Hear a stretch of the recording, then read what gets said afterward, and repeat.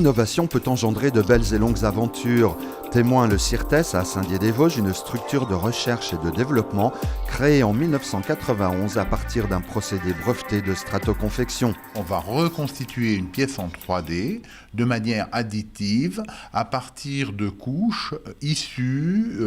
d'une plaque,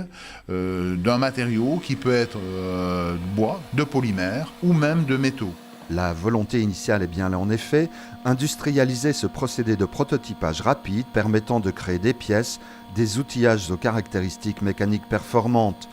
D'entrée, des industriels sont séduits, ils sont restés fidèles à ce qui est désormais devenu le pôle Virturéal après la création de start-up d'un institut supérieur d'ingénierie de la conception, l'INSIC formant ingénieurs et chercheurs, et plus récemment en 2011 de celle d'Inori, une des 10 plateformes d'innovation labellisées en France.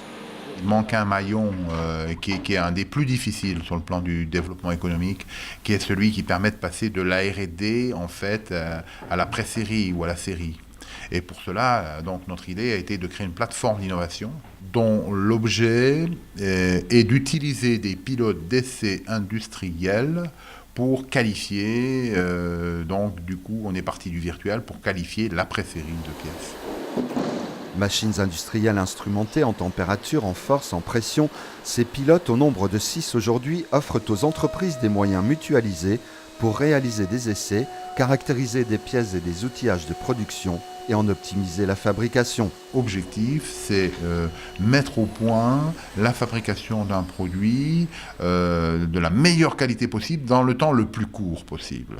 Et l'intérêt de notre pôle, c'est qu'en un même endroit, on va aller, je le disais tout à l'heure, du concept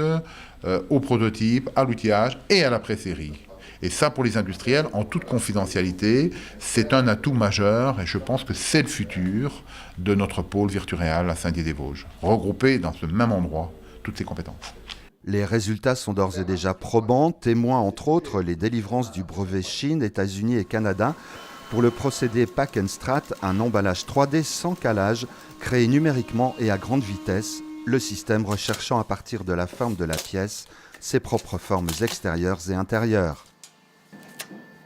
Jusque-là, la chaîne numérique, finalement, s'est intéressée à développer le produit dans la meilleure qualité, le plus vite possible, mais négligeait souvent la partie logistique et malheureusement, des produits à valeur ajoutée en petite série, dans le domaine de l'art, dans le domaine peut-être du médical, mais l'armement, l'aéro, beaucoup, ne voyageaient pas forcément bien et en plus ne donnaient pas à l'arrivée forcément la bonne image de qualité du produit.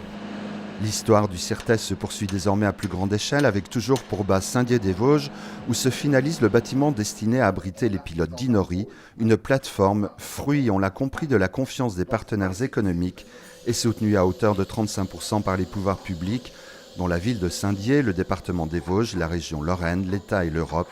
tous apparemment sensibles à la certitude vivante de Claude Barlier. Pour moi, l'innovation qui s'applique bien entendu fondamentalement aux produits, aux procédés, voire aux services, c'est d'abord un état d'esprit. Il se combine ici à un véritable esprit d'équipe, à la fois dans un territoire, un parti pris de transmission et de formation, et au recours tout aussi innovant aux outils de la chaîne numérique.